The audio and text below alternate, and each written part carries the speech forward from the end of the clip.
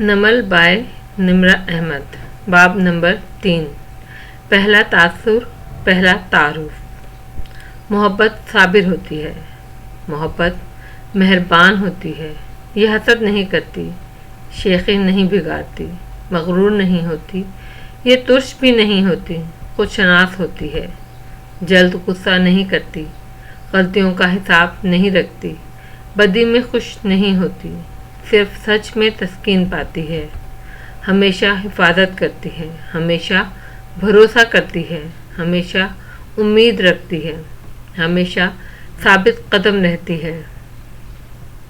محبت کبھی ناکام نہیں ہوتی، مگر جو پیشن گوئیاں ہیں وہ ختم ہو جائیں گی، جو زبانیں ہیں وہ خاموش کرا دی جائیں گی، اور جو علم ہے وہ دم توڑ جائے گا۔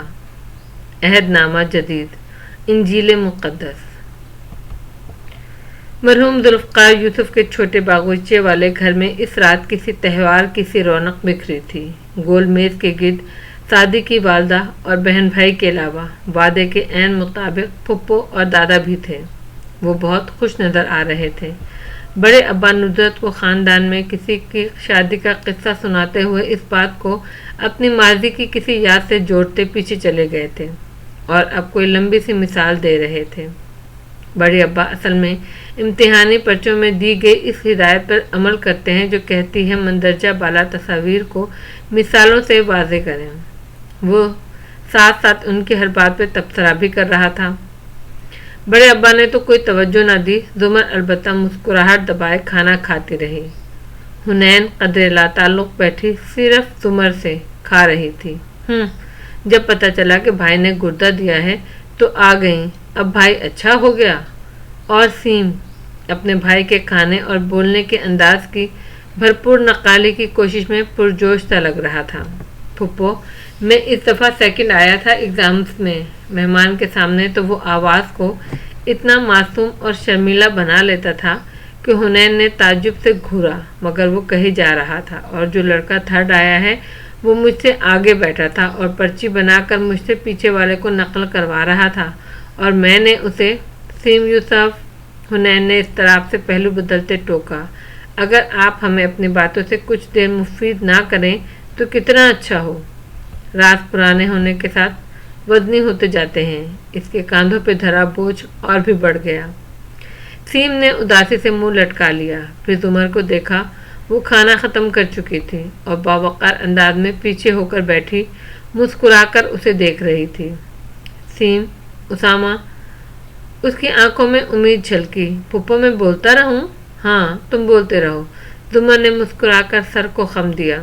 وہ زیادہ پرجوش ہو کر وہی قصہ دہرانے لگا۔ حنین سر جھٹک کر پانی پینے لگی۔ اس کا انداز کھچا کھچا سا تھا۔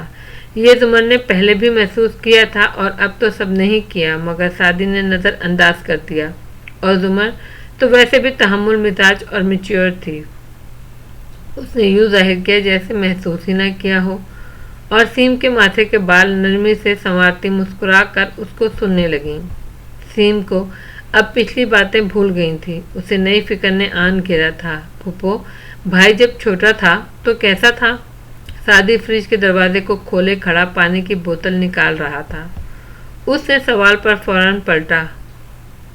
سعدی جیسا کوئی نہیں ہے پھپھو کے لیے۔ اس نے واضح طور پر سیم کو چڑھایا۔ ہاں، مگر سیم کی اپنی جگہ ہے۔ زمر نے سیم کا ہاتھ تھام کر کہا۔ بھائی جیسا کوئی کیوں نہیں ہے؟ اس لیے سیم کہ جب سعدی تم جتنا تھا تو میں حنین جتنی تھی، اور ہم بہترین دوست تھے۔ ہمارا اسکول بھی ایک تھا، اور اسکول جانے سے پہلے اپنے اپنے گھر سے ہم ایک ہی کارٹون دیکھ کر نکلا کرتے تھے۔ ہمارے زمانے میں صبح 7 بجے پی ٹی وی پر کارٹون لگا کرتے تھے۔ سعدی بوتل ہاتھ میں لیے واپس کرسی پر آ بیٹھا۔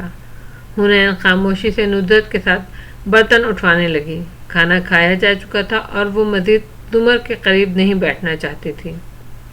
اور ہمیں گیمز بھی ایک ہی طرح کے پسند تھے زمر، سعدی یاد کر کے مسکراتے ہوئے بتانے لگا۔ ہم برف پانی، اونچ نیچ، پکڑ پکڑائی، ٹیلو ایکسپریس کھیلا کرتے تھے، اور ہاں، کنگ اور ڈارک روم اور کونا کونا بھی۔ اور وہ ویڈیو گیم یاد ہے، بطخ والی سعدی؟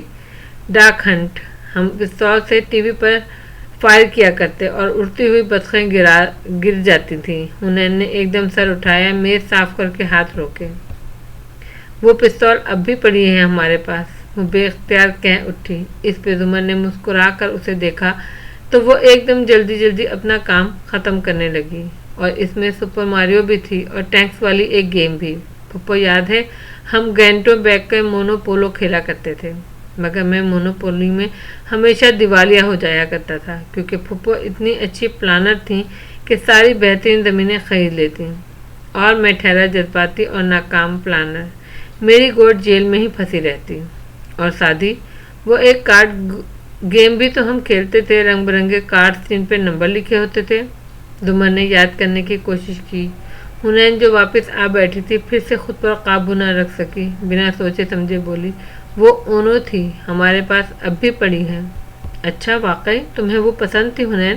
مجھے یاد ہے تم اسے یسو پنجو اکڑ پکڑ ٹائپ کے گیمز ہی پسند کرتی تھی۔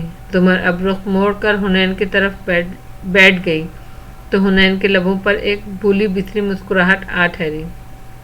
اور آپ کو اینک والا جن بہت پسند تھا۔ خیر، مجھے تو نستور پسند تھا، اور نستور کے بارے میں اپنی فیلنگ چھپانے کی بالکل قائل نہیں ہوں۔ حنین کی مسکراہٹ اور بھی بڑھی۔ اور آپ کو دھواں ڈرامہ بھی پسند تھا، ہمارے پاس کیسٹ تھی نا اس کی، اور آپ ہر دفعہ داؤد کے مرنے کے سین پر اٹھ کر چلی جایا کرتی تھی۔ او حنین، میں تو یہ سمجھنے سے قاصر ہوں کہ ڈرامہ نگار اسی کردار کو کیوں مار دیتا ہے جس کو ہم بہت پسند کرتے ہیں۔ حنین نے نفی میں سر ہلایا۔ انہیں جس کردار کو مارنا ہوتا ہے وہ اس کو پسند کرنے پر مجبور کر دیتے ہیں۔ پھپھو، مجھے بھی اونو کھیلنی آتی ہے، کیا ہم کھیلیں؟ تھیم سے زیادہ نظر انداز ہونا برداشت نہ ہوا۔ حنین چونکی، پھر مسکراہٹ دھیمی ہوئی، ذرا پیچھے ہو کر بیٹھی۔ وہ کس خوشی میں اتنا بولے جا رہی تھی بھلا؟ خود ہی کو ڈانٹ دیا۔ ہاں، اونو کھیلتے ہیں۔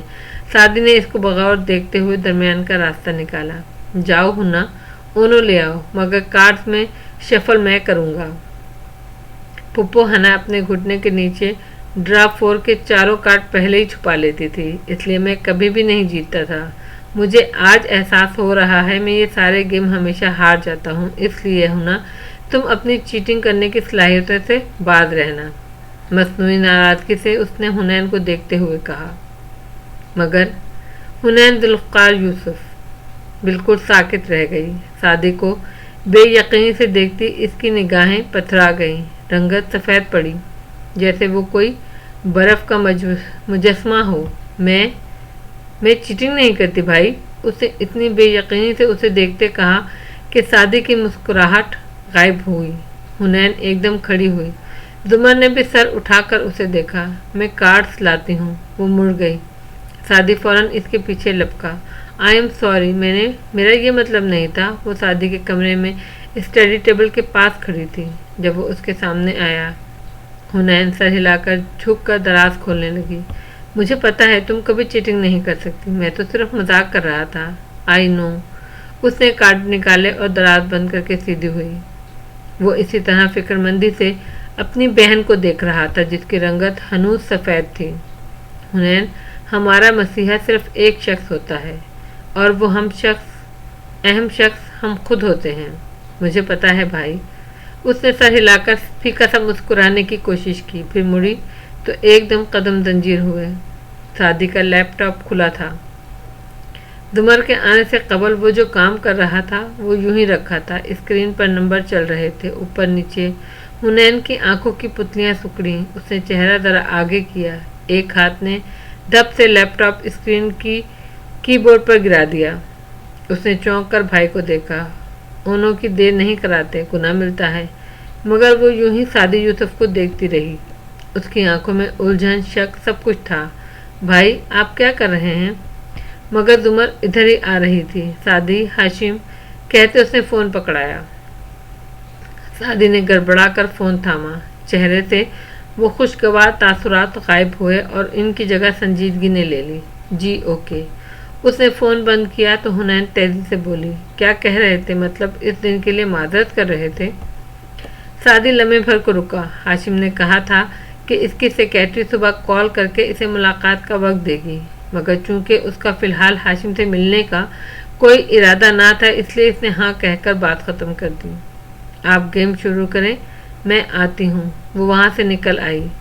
اپنے پیچھے اسے سعدی اور زمر باتیں کرتے راہداری میں آگے جاتے محسوس ہوئے، مگر وہ اپنے اور سیم کے مشترکہ کمرے میں آئی جہاں آج پھپھو اور اسے رہنا تھا۔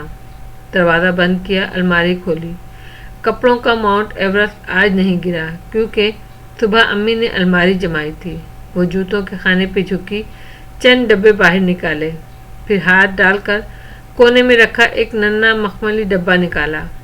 سنہری مخمل کا وہ ڈبہ کھولنے سے پہلے اس نے بہت دیر سوچا، اتنی دیر کہ ہاتھ چھل ہو گئے، اور پھر اس نے کھول ہی دیا۔ اندر سنہری مخمل پر ایک سنہری چین والا لاکٹ رکھا تھا، مگر کسی سونے چاندی کی جگہ اس زنجیر میں سیاہ ہیرے کی شکل کا اسٹون پرویا تھا، جس کے اوپر سنہری حروف میں آنٹس ایور آفٹر کندہ تھا۔ یہ سعدی کی چین کا جڑواں تھا۔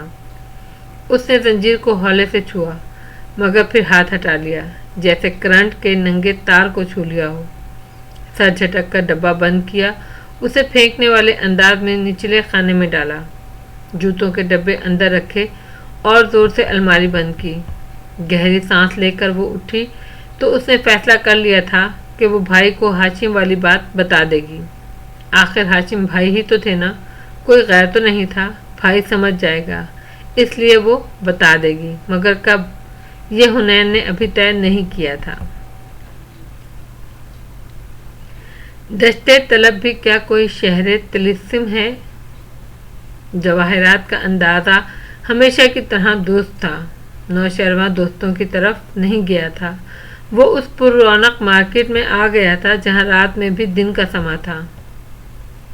جونیٹو کنٹینرز آج کل لوٹے جا رہے تھے، ان کا سامان یہاں کوڑیوں کے بھاؤ بک رہا تھا۔ پٹھان اور مقامی دکاندار اس بات سے قطعی بے نیاز کہ وہ جو بیچ رہے ہیں وہ بے حد قیمتی برانڈڈ اشیاء ہیں، بہت مزے سے بھاؤ تاؤ میں مصروف تھے۔ نوشہروا نے کار کہیں دور کھڑی کی تھی اور اب وہ جیبوں میں ہاتھ ڈالے فٹ پاتھ پہ چلتا ہوا آگے بڑھ رہا تھا۔ ساتھ ساتھ اس کی نگاہیں متلاشی طور پر آس پاس چہروں کو کھوج رہی تھیں۔ اسی تلاش میں وہ آگے چلتا گیا۔ کافی دیر بعد وہ ڈرائی فروٹ کی ایک سامنے سے کھلی دکان کے سامنے رکا۔ چند ثانیے پتلیاں سکیڑ کر دکاندار کو دیکھتا رہا جو صافی سے اشیاء جھاڑ رہا تھا، پھر آگے آیا۔ جی صاحب، تازہ ڈرائی فروٹ ہے۔ دکاندار اس کو دیکھ کر کپڑا رکھتا جلدی جلدی اپنی اشیاء کی خصوصیات گنوانے لگا۔ نوشہروا نے پہلے 2 فقرے تو بیزاری سے سن لیے، پھر بات کاٹ کر بولا، 40 گرام چاہیے بس، مگر کون سا؟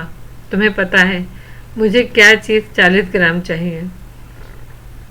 اس کی آنکھوں میں دیکھ کر درستی سے بولا تو دکاندار کے الفاظ حلق میں اٹک گئے۔ اس نے زبردستی مسکرانے کی کوشش کی مگر رنگت متغیر ہو گئی۔ صاحب، تمہیں کوئی غلط فہمی ہوئی ہے، ہم ایسے کام نہیں کرتا، میں پولیس والا نہیں ہوں، مال دو تو میں جاؤں۔ وہ بگڑے تاثرات سے بولا، صاحب میں نے بتایا نا، میں دیکھ بھائی، میری ایک جیب میں پستول ہے اور دوسری میں بٹوا، میں تجھے کون سی جیب دکھاؤں جو تو میری بات سنے؟ کہتے ہوئے اس نے شرٹ کا کنارہ ترچھا کیا۔ پہلی جیب میں اڑسا پستول ذرا سا جھلکا۔ دکاندار نے ہاتھ بڑھا کر سر اسبات میں ہلایا۔ گلابی والے قائد اعظم چلیں گے، اندر آؤ اور بتاؤ کون سا چاہیے۔ نوشہرواں استہزائیہ مسکرایا اور اس کے پیچھے اندر چلا گیا۔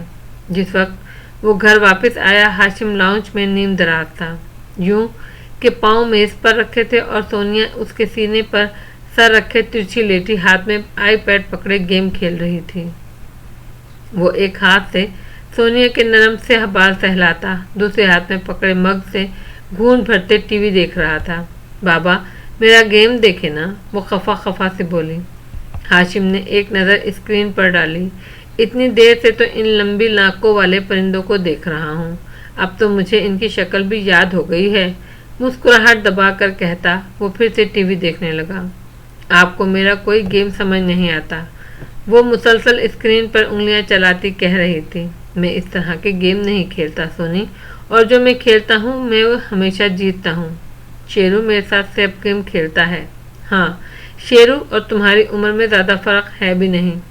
हाशिम ने टीवी को देखते झुक कर इसके बाल चूमे। क्या सोनी को पता है वो मामा के साथ छुट्टियों पे नहीं जा रही? वो गेम में मसरूफ थी। गुड, मेरे दो एक काम ख़त्म हो जाएं, फिर बाबा और सोनी छुट्टियों पे जाएंगे, ठीक है? और शेरू भी जाएगा और मामा भी और मम्मी भी।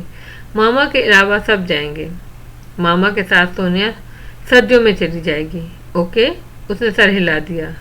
गेम मुश्किल होता जा रहा था। तभी हाशिम की निगाह अंदर आते शेरू पे पड़ी, जो निगाह मिलाए बगैर सीढ़ियों की तरफ बढ़ रहा था।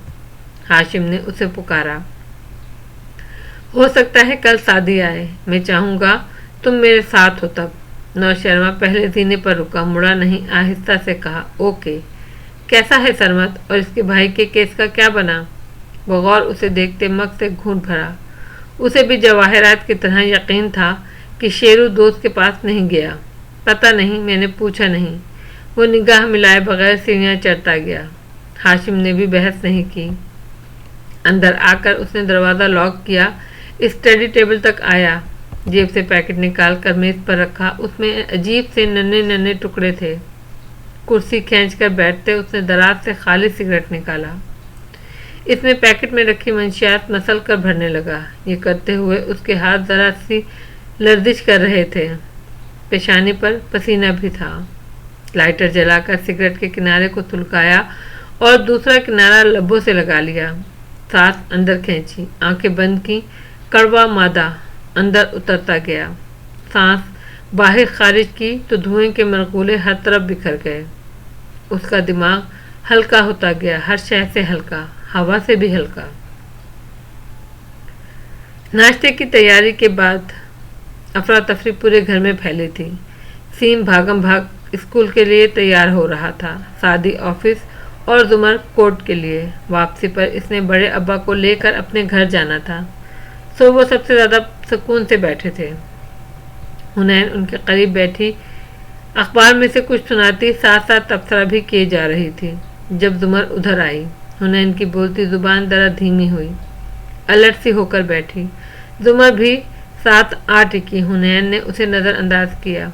मास्टर्स किस सब्जेक्ट में करने का इरादा है हुनैन? झुककर जूते की स्ट्रैप बंद करती वो साथ बैठी नरमी से पूछने लगी। हुनैन ने तने तासुरात कदरे नरम किए। लिटरेचर में या अरबी में? अभी फैसला नहीं किया। फिर रुकी और इजाफा किया, बैचलर में भी लिटरेचर रखा था ना?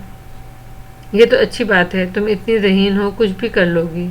वो अब झुकी हुई दूसरा जूता बंद कर रही थी। हुनैन जरा सा मुस्कुराई, साथ ही वो अब्बा के अखबार के कोने को आदतन नाखून के अंदर रगड़ रही थी। मुझे याद है तुमने एफएसी में बोर्ड में पोजीशन ली थी और एंट्री टेस्ट में भी बहुत अच्छे नंबर थे। टॉप मेरिट बनता था तुम्हारा, फिर इंजीनियर में क्यों नहीं लिया एडमिशन? हुनैन की मुस्कुराहट मध्यम हो गई। उसने सर उठाकर जुमर को देखा। वो स्टेप बंद करके उठ रही थी। लोगों को पता भी नहीं चलता और वो गर्दन दबा जाते हैं। अचानक से दिल पलट गया था तो बीए में दाखला ले लिया। दिल तो कभी भी पलट जाता है ना फूफो? उसका अखबार का कोना रगड़ता नाखून मजीद तेज हो गया। सर झुकाकर वो बड़े अब्बा को कोई दूसरी खबर सुनाने लगी, अलबत्ता अब उसके अंदाज सुस्त थे। जुमर ने जाते जाते मुड़कर उसे देखा। ये आखिरी फिक्रा कहते उसकी आवाज़ में ना तंज था न तलखी, बस अजीब सी उदासी थी। वो राहदारी से गुजरकर शादी के दरवाजे तक आई तो वो आईने के सामने खड़ा नजर आ रहा था। कॉलर अकड़ाए हुए ऊपर खड़े थे और वो टाई की गरह लगा रहा था। जुमर जरा सा मुस्कुराई, हौले से दरवाज़ा बजाया। तो तुम्हारा कोई ऑफिस भी है? गिरा खींचकर ऊपर ले जाते वो खपकी से पलटा और कॉलर दुरुस्त किए। 2 साल में पहली दफ़ा छुट्टी ली, वो भी सिर्फ 2 हफ्ते की, और बॉस से चपरासी तक हर बंदा गुजरते गुजरते ताना दे जाता है। आप तो ऐसे मत करें। ओह, इतनी लंबी छुट्टी क्यों ली? शादी चुप हो गया। जज पे आखिरी दिनों में प्रेशर डालना था, मामू को निकलवाना था, हाशिम भाई का लैपटॉप हैक करना था। इसका मौका आपके तवज्जो से मिल ही गया और अब इन फाइल्स को खोलना है, मगर छुट्टी ख़त्म। ये सब सिर्फ सोचा, जब बोला तो महज इतना। कुछ रिसर्च वर्क कर रहा था, इसी को मुकम्मल करना था। चलो फिर वीकेंड पर मिलने का प्लान करते हैं। جی آپ تو شادی میں نہیں آئیں گی نا؟ اس نے سرسری سا ذکر چھیڑا۔ وہ جو مڑنے لگی تھی چونک گئی۔ کس کی شادی؟ اب پورا رشتہ معلوم نہیں، مگر جس لڑکے کی شادی ہے وہ ہمارا بھی رشتہ دار ہے اور اس حماد کا بھی۔ حماد اور کرن اسی لیے تو آئے ہوئے ہیں آسٹریلیا سے، وہ بھی ہوں گے شادی پہ، اور کرن کاردار خاندان کو بالخصوص بلوائے گی، وہ سب بھی ہوں گے۔ سو ادھر آپ حماد کا سامنا نہیں کر سکیں گی، مجھے پتا ہے، اس لیے آپ کا کارڈ ادھر ہی آیا تو میں نے امی سے کہا پھپھو کو نہ بھیجیں، وہ نہیں آئیں گی۔ زمر کے لب بھینچے اور آنکھوں کی پتلیاں سکڑیں، سینے پہ بازو لپیٹ کر اسے تندہی سے دیکھا۔ اور تمہیں کیوں لگا میں اس کا سامنا نہیں کر سکتی؟ آپ نہیں کر سکتی، تبھی تو خاندان میں کسی تقریب پر نہیں جاتی۔ خیر آپ نے نہیں جانا تو کوئی بات نہیں، میں سمجھ سکتا ہوں۔ بہت سمجھداری سے اس نے کہا، میں اس لیے نہیں جاتی کیونکہ وقت نہیں ملتا، اور ویکینڈ پہ وقت ہوگا پھر، وہ تیزی سے بولا۔ زبر نے بے دھیانی سے ہاں کہا تو اس نے تیزی سے پوچھا، مطلب آپ چلیں گی؟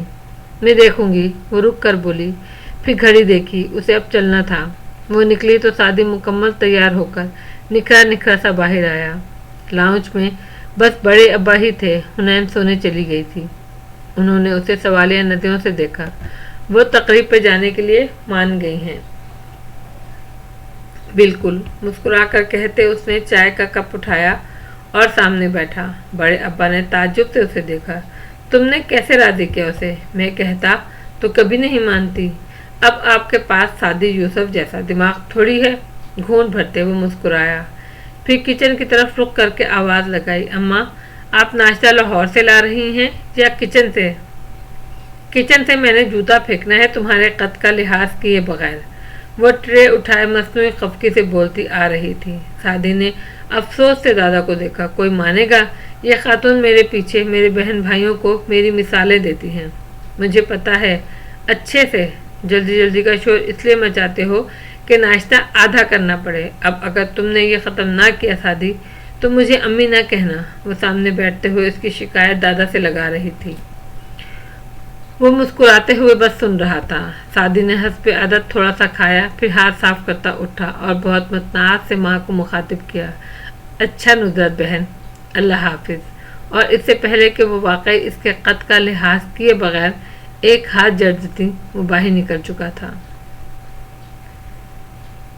سارا آفس کے لیے تیار کار کا دروازہ کھول رہی تھی جب گیٹ کی گھنٹی بجی۔ اس نے مڑ کر دیکھا، گیٹ اونچا تھا، یہاں سے معلوم نہیں ہوتا تھا باہر کون ہے۔ وہ چابی دروازے میں چھوڑ کر بیگ کار کی چھت پر رکھ کر گیٹ تک آئی اور اسے کھولا۔ آدھا دروازہ کھلتے ہی ہاتھ ٹھٹک کر رک گئے۔ باہر فارس کھڑا تھا، ٹی شرٹ، جینز، چھوٹے کٹے بال، سنجیدہ گہری نظریں اور سپاٹ چہرہ۔ سارا نے باقی دروازہ سست روی سے کھولا۔ فارس کوئی نادیدہ لٹکان کے پیچھے اڑس تھی، وہ ایک طرف ہٹی، چہرے پہ تذبذب سا در آیا۔ آپ ٹھیک ہیں؟ سرسری سا سوال کیا، البتہ اس کو دیکھ کر گہری نظروں سے دیکھا۔ وہ ہوں میں سر ہلا کر مزید ایک جانب ہوئی۔ میرا اتنی صبح آنا اچھا نہیں لگا، یا آنا ہی اچھا نہیں لگا؟ اس کی ہچکچاہٹ کے باوجود وہ ذرا سرد سا بولا۔ سارا کے چہرے پر شرمندگی ابھری۔ ایسا نہیں ہے، آؤ، بچیوں سے ملنے آیا تھا میں۔ وہ وہیں کھڑا رہا۔ سارا بھی ادھر کھڑی رہی مگر اس سے نگاہ نہیں ملائی۔ وہ اسکول کے لیے تیار ہو رہی ہیں، بس ہم نکلنے ہی والے تھے۔ ساتھ ہی اس نے گھڑی دیکھی، جیسے جلدی میں ہو، یعنی کسی اور وقت آؤں۔ اس کے چہرے کے بدلتے رنگ بغور دیکھتے وہ خشک انداز میں کہہ رہا تھا۔ سارا سے اضطراب سے چہرہ اٹھا کر اسے دیکھا۔ تم آ سکتے ہو فارس، مگر میں زیادہ نہیں۔ وہ اس کے تاثرات پڑھ رہا تھا۔ تو آپ کے خیال میں وارث کو میں نے قتل کیا تھا؟ ایسا نہیں ہے، مجھے یقین ہے تمہیں پھنسایا گیا تھا۔ یقیناً تمہارے دشمن بہت ہوں گے، اور میرا ادھر آنا آپ کے خاندان کے لیے خطرے کا باعث بن سکتا ہے۔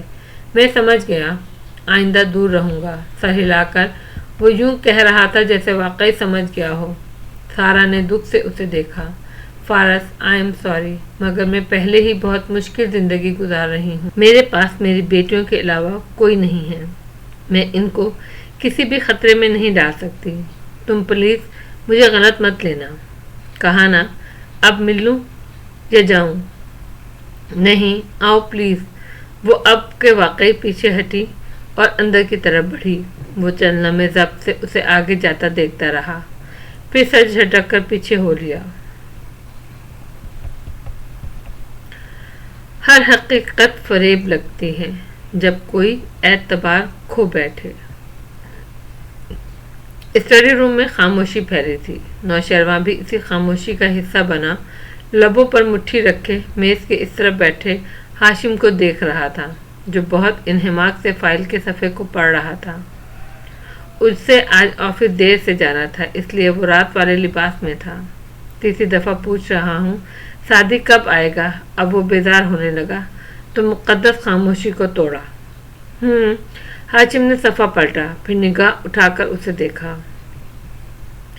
کیا اس کے انتظار میں تم تمام رات سوئے نہیں؟ اس نے شیرو کی ہلکی گلابی آنکھوں کو دیکھ کر کہا۔ شیرو کا اوپر کا سانس اوپر اور نیچے کا نیچے رہ گیا، رنگت ذرا پھیکی ہوئی۔ سویا تھا مگر بہت دیر سے، اس نے گڑبڑا کر کہا، پھر بغور ہاشم کے تاثرات دیکھے۔ وہ پھر سے فائل میں مصروف ہو گیا تھا۔ لاکھ شاطر صحیح اتنی جلدی ہاشم کو شک نہیں ہو سکتا تھا کہ وہ پھر سے ڈرگس پر آ گیا ہے۔ موبائل بجا۔ ہاشم نے انگلی سے بٹن دبایا اور بولا کہتے ہوئے فائل کا صفحہ پلٹا۔ اس کے پاس اتنی فرصت بھی نہ تھی کہ موبائل کان سے لگاتا۔ اس کی سیکریٹری کی آواز گونجی، سر میں نے سعدی یوسف کو کال کی تھی۔ وہ رک گئی۔ ہاشم نے پین سے اس صفحے میں کچھ انڈر لائن کیا۔ حلیمہ میں اگلے کتنے منٹ تمہارے بولنے کا انتظار کروں گا؟ سوری سر، انہوں نے کہا وہ مصروف ہیں، ان کا اپنا شیڈول دیکھنا پڑے گا انہیں۔ آج تو ناممکن ہے، اگلے ہفتے میں ان کو دوبارہ کال کر کے پوچھوں۔ اگر وہ رکی مگر پھر جلدی سے بولی، اگر ہاشم بھائی کو مجھ سے ملنے کا اتنا شوق ہے تو اوکے۔ ہاشم نے بٹن آف کیا اور صفحے پہ 2-3 الفاظ کے گرد دائرہ لگایا۔ وکالت سارا الفاظ ہی کا تو کھیل ہے۔ شیرو کے ماتھے پر بل پڑ گئے۔ ایٹیٹیوڈ دیکھا آپ نے اس کا، بدتمیز انسان، خود کو سمجھتا کیا ہے؟ ہاشم نے تھکاوٹ سے سر نفی میں ہلا کر شیرو کو دیکھا۔ تو کب بین السطور باتیں پڑھنا سیکھو گے نوشیروان؟ وہ جو بپھرا ہوا آگے ہو کر بیٹھا کچھ اور بھی کہنا چاہتا تھا، حیرت سے رکا۔ اس کی اس بات سے اور کیا مطلب؟ کیا تم سعدی کو نہیں جانتے؟ وہ بدتمیزی نہیں کر رہا، وہ مجھ سے ملاقات کو ٹال رہا ہے۔ مگر وہ کیوں ٹالے گا؟ جب اس کو کوئی مدفن ثبوت ملے گا تو وہ سب سے پہلے میرے پاس آئے گا۔ صاف بات ہے اس سے میری فائلیں نہیں کھلیں۔ بغیر ثبوت کے وہ میرا سامنا نہیں کرنا چاہے گا، اور فائلز کو کھولنے کے لیے اسے وقت چاہیے، اور اگر اس نے فائلز کھول لی نہیں کھلیں گی۔ ہاشم نے اطمینان سے کہتے وہ فائل اسٹینڈ پر رکھے پلندے پر ڈالی اور لیپ ٹاپ اپنے قریب کیا۔ سعدی کبھی بھی کمپیوٹر کے ساتھ اچھا نہیں تھا۔ میرے کمپیوٹر کی ہارڈ ڈرائیو کو وہ اپنی کسی ڈیوائس سے ریموٹلی ایکسس تو کر سکتا ہے، مگر فائلز پہ لگے تالے کھولنے کے لیے وہ ایسے پروگرام استعمال کرے گا جو تالا توڑ نہیں سکتے۔ مگر اس میں باری باری ہزاروں چابیاں لگا کر دیکھتے ہیں کہ شاید کوئی چابی لگ جائے، اور جب آدھے سفر میں بھی تالا نہیں کھلتا تو فرسٹریشن کا شکار شخص زور زور سے چابی گھماتا ہے۔ اس کے بعد پتہ ہے کیا ہوتا ہے شیرو؟ وہ ہلکا سا مسکرایا۔ غلط چابی تالے میں ٹوٹ جاتی ہے، اور ٹوٹی چابی والا لاک پھر کہیں صحیح چابی سے بھی کھلنے کے قابل نہیں رہتا۔ اگر تمہاری گلستان سعدی ختم ہو چکی ہے تو میں کام کر لوں؟ شیرو ماتھے پہ بل لیے اٹھا، میز پہ دھرا اپنا موبائل بھی اٹھایا۔ ادھر اس نے اپنا موبائل کو دیکھا، ادھر ہاشم نے اس کی نگاہوں کو۔ پھر ہاشم نے سنجیدگی سے ہاتھ بڑھایا، موبائل دو۔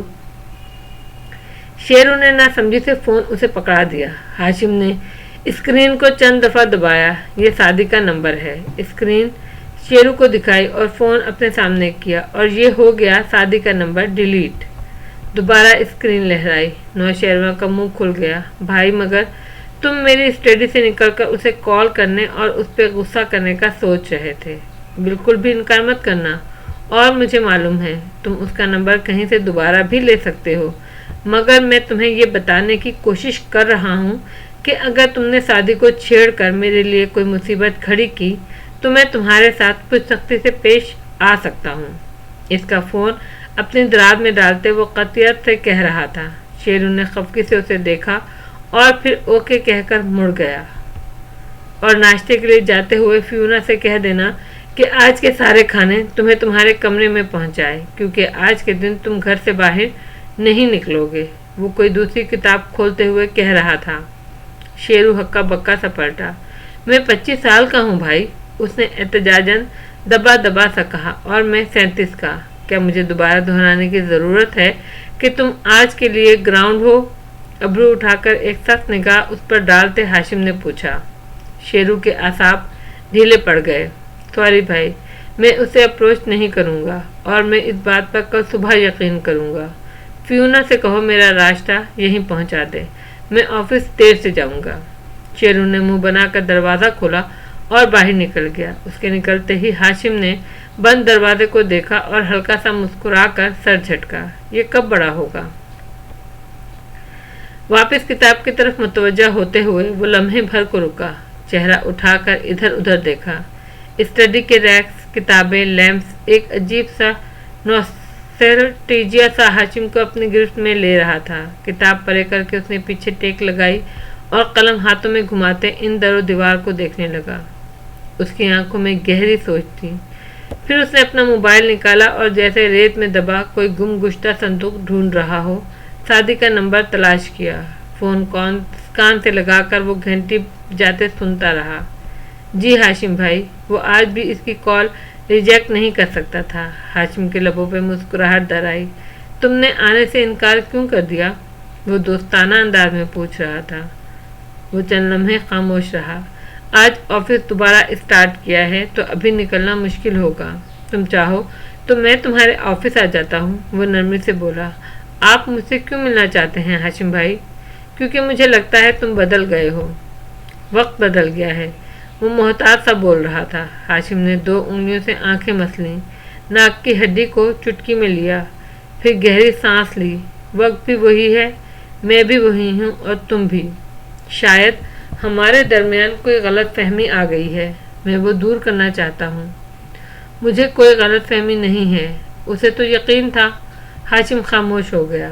چند لمحے اسٹڈی کی خاموشی ان دونوں کو بولنے پر مجبور کرتی رہی، مگر دونوں چپ رہے۔ سعدی، کیا ہم واپس جا سکتے ہیں؟ اچھے وقتوں میں واپس، جب ہمارے درمیان یہ زبانی باتیں نہیں ہوا کرتی تھی۔ تم رات کے 1 بجے بھی میری ایک کال پر آ جاتے تھے۔ جب تم مجھے ہاشم بھائی کہا کرتے تھے تو دل سے کہتے تھے۔ کیا کوئی راستہ بچا ہے سعدی؟ شاید نہیں۔ ہاشم نے موبائل بند کر کے میز پر ڈال دیا۔ اسٹڈی کے در و دیوار پھر سے بولنے لگے۔ اس کی سماعتوں میں اچھے وقتوں کی باز گشت سنائی دینے لگی۔ بامشکل ان سب کو ذہن سے جھٹکتا ہاشم سیدھا ہوا اور کتاب پھر سے کھول لی۔ دوسری طرف اپنے آفس میں لیپ ٹاپ کے سامنے سوچ میں گم بیٹھا سعدی ابھی تک موبائل کو تک رہا تھا۔ پھر وہ بھی ہر چیز کو ذہن سے جھٹکتا سیدھا ہوا اور لیپ ٹاپ قریب کیا، گردن اونچی کر کے آگے پیچھے کا جائزہ بھی لے لیا، اور پھر اپنا پروگرام دیکھا جو ابھی تک چل رہا تھا۔ ناکامی در ناکامی۔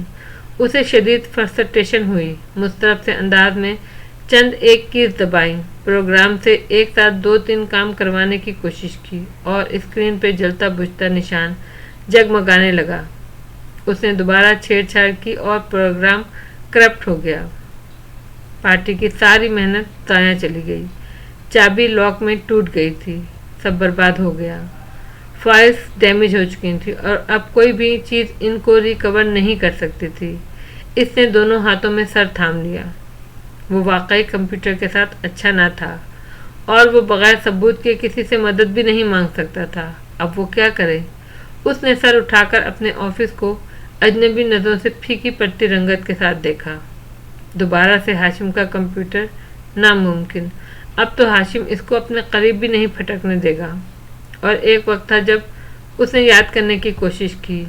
اچھے وقتوں کی ساری کہانیاں فضا میں آج بھی انمٹ روشنی سے لکھی تھیں۔